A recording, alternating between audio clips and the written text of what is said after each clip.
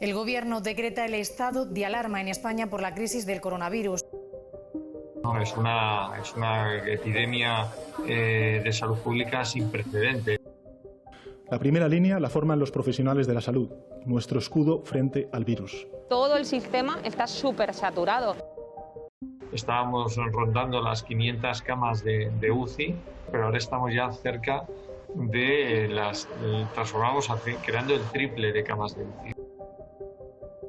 No sé, era todo muy nuevo y nadie nos daba ningún tipo de seguridad.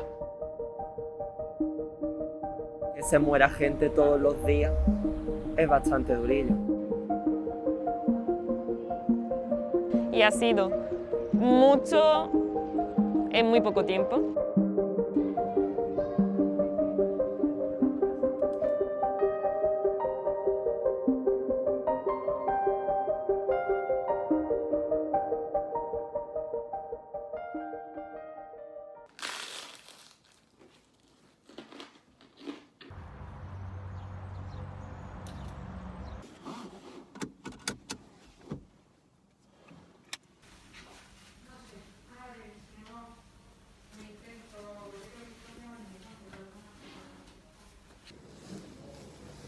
Yo creo que el momento más duro fue sobre todo esa época de incertidumbre ahí al principio, que no sabíamos qué iba a pasar con la carrera, con el tema de las prácticas, que sobre todo en quinto de medicina, que era el momento que empezó la pandemia para nosotros, nosotros hacíamos muchas prácticas clínicas, estábamos realmente la mitad del día en el hospital.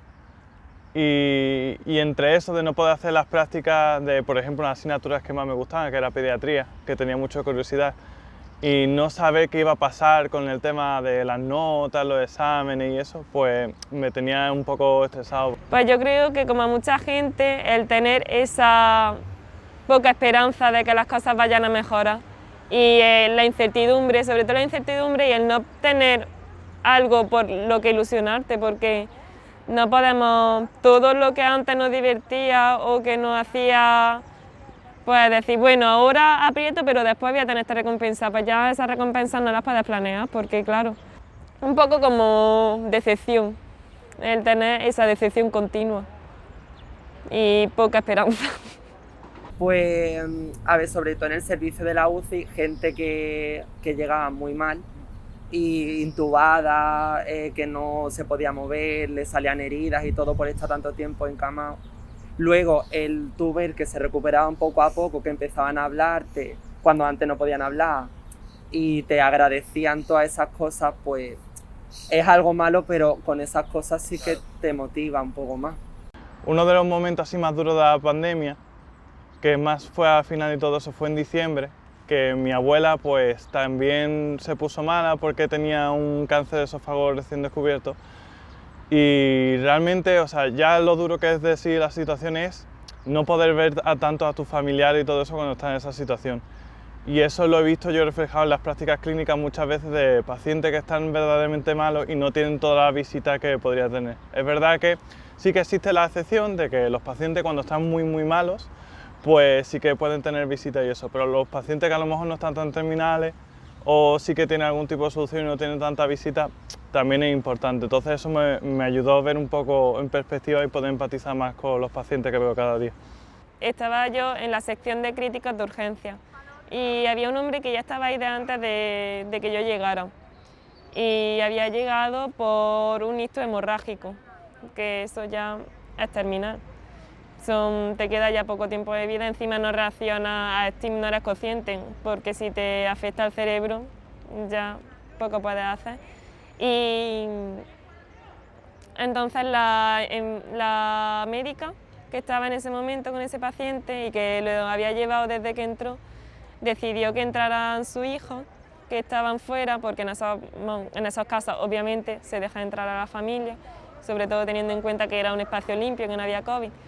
Y entonces pues yo estaba allí también con otra paciente que estaba en la cama de al lado de él y mirándole pues que le fuera el suero bien y que las constantes estuvieran bien del paciente. Y fue bastante duro ver cómo se despedía de su padre y cómo se le saltaban las lágrimas y se tenían que despedir en ese espacio que era muy poco íntimo, porque al fin y al cabo es una sala repleta de profesionales. Yo estaba en el servicio de la UCI de neonatología de recién nacidos y allí había una niña que nació con problemas respiratorios y la madre estaba ingresada en la UCI de adultos por COVID y no se sabía si iba a seguir adelante. Al final no salió y entonces la hija pues se tuvo que quedar con el padre solos los dos, porque yo en ese momento no estaba en la UCI. Yo vi a los dos y claro, ve al padre que está destrozado por haber perdido a alguien, pero a la vez tiene que estar contento por acaba de nacer su hija, pues es como lo más chocante, esas dos vertientes, digamos. Y fue bastante duro porque también de eso mismo murió mi abuela cuando yo estaba de Erasmus. Entonces pues te hace pensar cómo fueron, si los últimos momentos de mi abuela fueron como las de ese hombre. Y en esos momentos, porque claro, en ese momento a mí lo que me entraron, lo único que quería era llorar, pero tienes que aislarte, no puedes, porque si en un trabajo como el de la enfermera te dejas llevar por tus sentimientos, estarías casi todos los días llorando. Entonces tienes que ser capaz de abstraerte para ayudar al paciente, porque si el paciente está mal y tú caes con él, pues estamos perdidos. Intento no abstraerme, la verdad, porque el abstraerte significa ignorar un poco la situación que está ahí y a lo mejor deshumanizar. Y hay a lo mejor médicos que necesitan eso, médicos que trabajan mejor así, pero yo realmente no me veo abstrayéndome de eso. Yo creo que lo que hay que adquirir un poco de fuerza emocional, fuerza mental, porque no sé, un poco la experiencia de la vida, todo el mundo al final tiene momentos duros y eso, y realmente una de las cosas más importantes de esta carrera, sobre todo los sanitarios, es tener empatía. Si te deshumaniza la empatía al final, no la tienes.